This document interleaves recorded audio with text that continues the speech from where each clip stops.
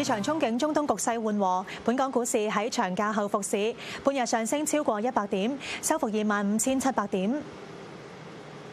恒指高開16點，早段一度倒跌174點，低見25,431點，但低位有買盤承接，帶動指數由跌轉升，最多162點，並重上25,700點以上。新經濟股個別發展，其中騰訊偏軟，阿里上升超過1%，聯想集團連日上揚，曾高見18.7，創上市新高，半日升幅接近1%8。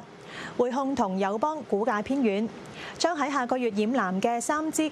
隻股份做好，其中中國鋁業急升超過7%，